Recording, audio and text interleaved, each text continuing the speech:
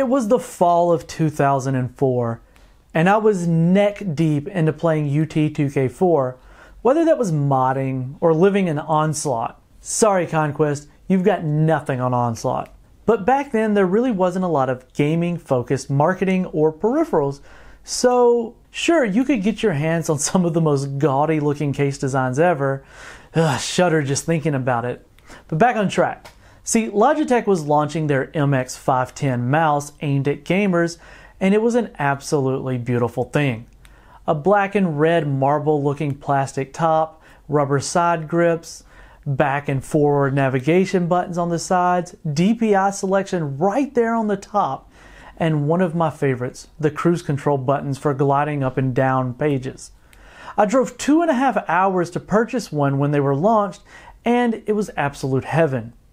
I had never imagined that a mouse could make such an impact on my gaming experience. And I used that mouse for years before handing it down to my brother, after it of course become gummed up with sweat and Cheeto dust. And since then, I really haven't had a standout experience with a gaming mouse. Then I saw it, the Revel Fit render that Nixius showed off over on their Instagram a while back. It brought back memories, and I had to know if it lived up to the memories that I had of the MX510.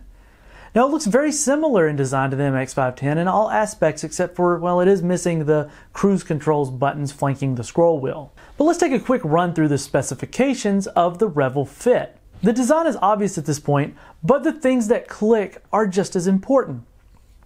Right and left clicks are solid as they're supported by the Omron switches that are rated up to 20 million clicks. Now the switch and the navigation buttons aren't listed, and you can tell they're definitely not as high quality, having a bit of a hollow sound when clicked. Just give a quick listen right quick.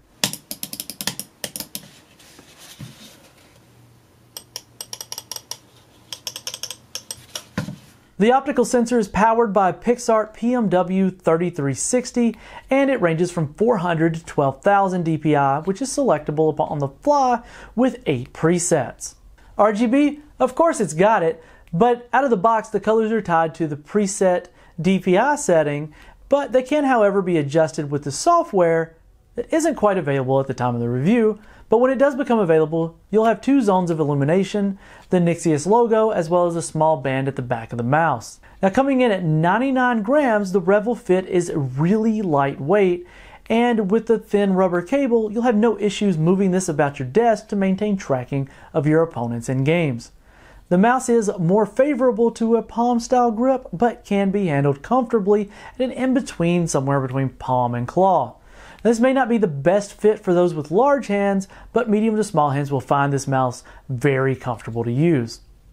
While gaming, I found that the Revel Fit never got in the way, and it maintained a responsive and low lift-off distance, which made moving rapidly in games flow very well. And at the end of the day, Nixius Revel Fit gaming mouse hit it out of the park by bringing back one of my most fond gaming peripherals with updated features and a nice overall rubber touch. And at $49.99, good job Nixius, the Revel Fits. I for one am quite pleased with the turnout of this mouse. It's very comfortable and will definitely be living on my desk as it has replaced my Logitech G502. Love the 502, it was a great mouse, but mine was starting to exhibit some problems, and this mouse hit exactly where I wanted, except that left to right on the scroll wheel is very useful. So this has been Keith with WCCF Tech TV. Let us know what you think about the Revel Fit down in the comment section below, and make sure that you're subscribed and hit the notification bell so that we don't miss you in the next one.